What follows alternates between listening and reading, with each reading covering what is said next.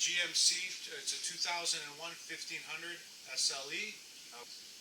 So we're having some issues with the drivetrain. Check both U-joints. The transmission engages. However, we know that something is a problem with the drivetrain. So right now with the drivetrain, we are in neutral. But we're going to see if the drive shaft engages when I spin the tire. We're spinning the tire, and I got no luck.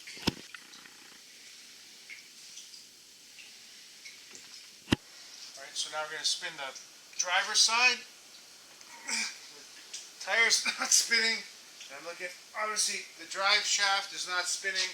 Something is jammed. Alright, so we've drained the fluid and taken out the majority of the bolts. And now we are going to do the reveal. Let's see what kind of damage we did over here. These are just finger tightened. Pull the cover on.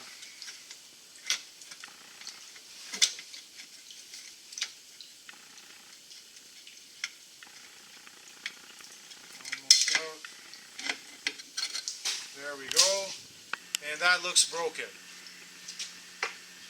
See all the parts inside. We're going to have to do a repair.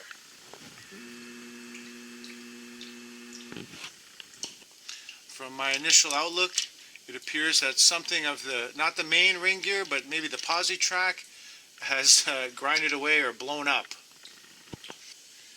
Alright, so based on the damage, we're going to go to our local wrecking yard and get a complete new rear end, and we're going to swap it out in video part 2. Hey guys, welcome back to the channel.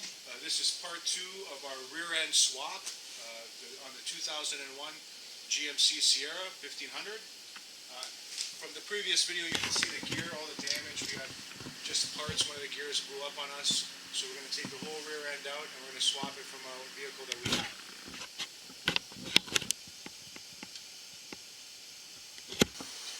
Okay, so the first thing we're going to do is remove the wheels and tires. We're using a 21mm socket. We're going to pull them off right now, okay?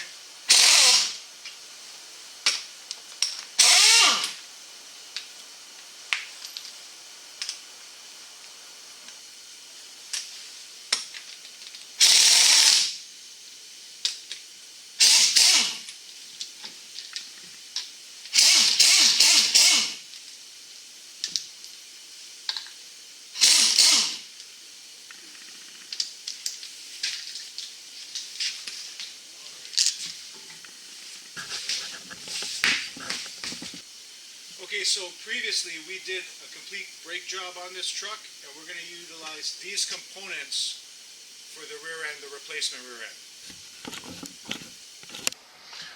Okay, so now we're going to take off the brake caliper bracket over here and remove some of this stuff so that we can reuse it on the new rear end and we won't have to bleed the brakes. And we're going to be using a 13mm socket to remove this.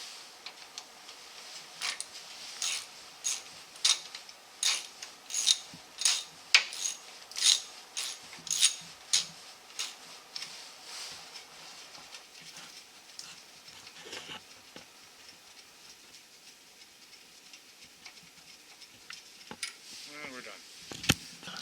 Okay, so now we're going to remove the caliper. We're using a 12mm socket, and then we're just going to hang it out of our way.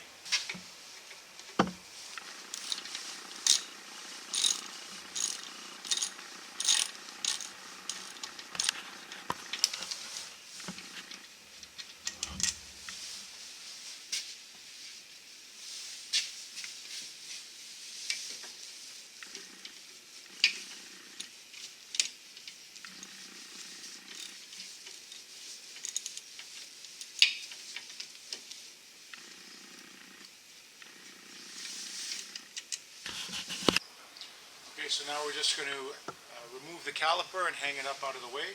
Just sort of wiggle it. It should come out fairly easy. And then we're going to move it over here and hang it up so it's not in our way.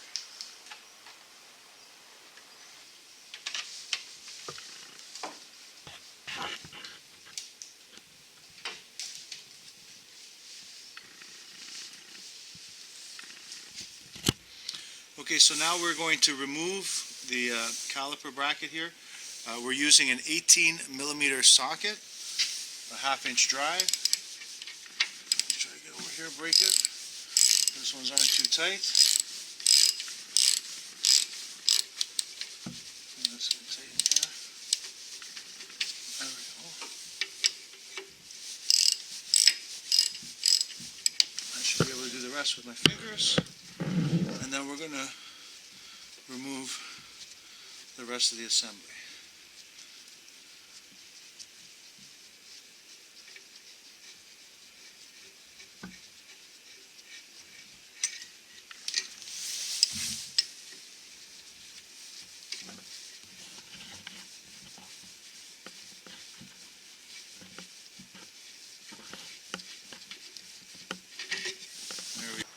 Alright, now we're going to remove the brake rotor very easily.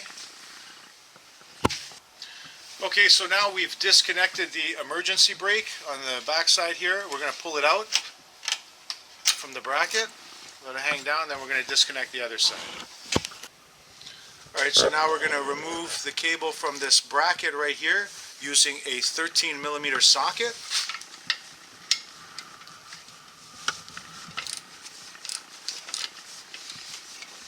This one is a little tight.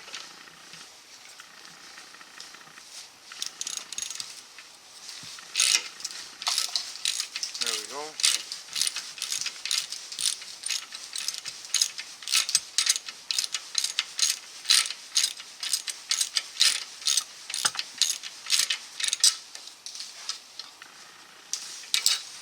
And there we go. Alright, so now we're going to remove the brake line from the axle bracket. We're using a 13 millimeter socket.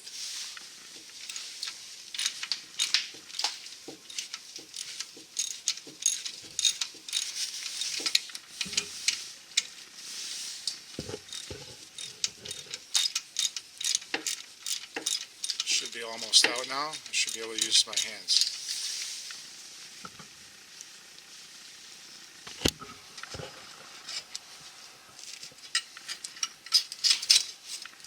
Now we move the brake line out of the way. Okay, so now all we have left on the driver's side are the U-bolts and then the shock mount. Alright, now we're on the passenger side. We're going to remove the rotor. This one seems to be much looser than the driver's side. There we go. Okay, now we're going to remove the emergency brake tab here. Is the retainer clip. We're using an 8 millimeter socket. Sneak in here.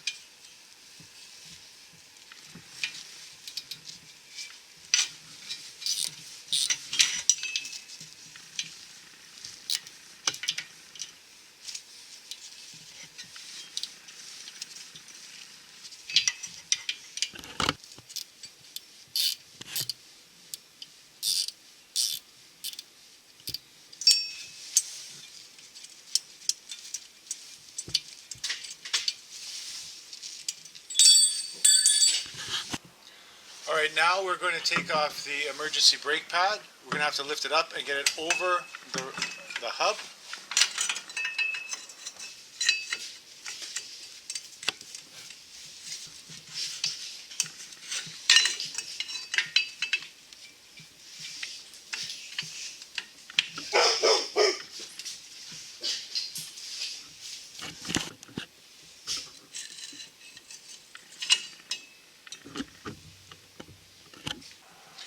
Alright, so now we're going to remove the rear shock. We're using a 21 millimeter socket and wrench.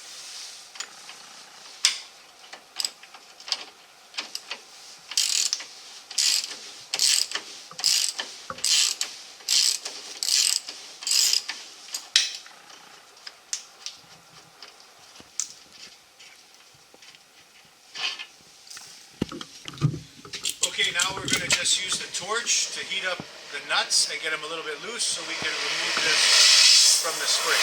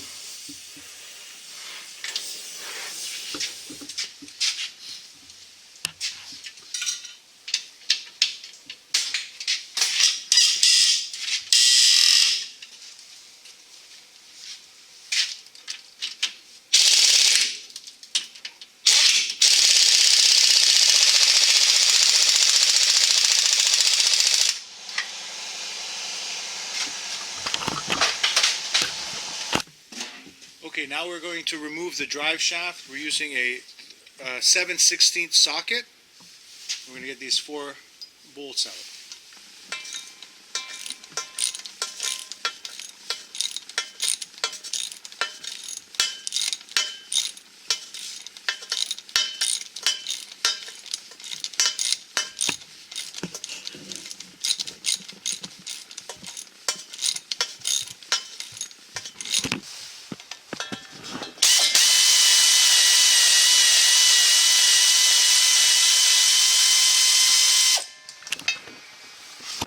Now we're just going to do the other side, and then we will drop the drive shaft.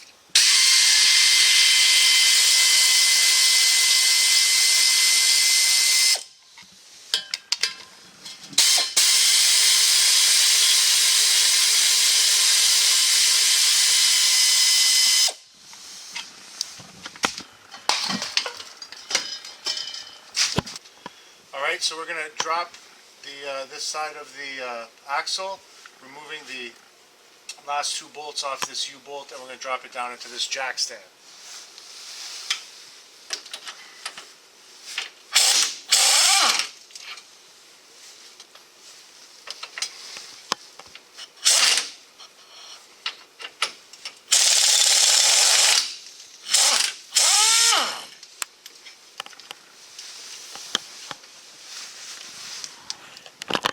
Okay, now we're just removing the last bolts from the passenger side.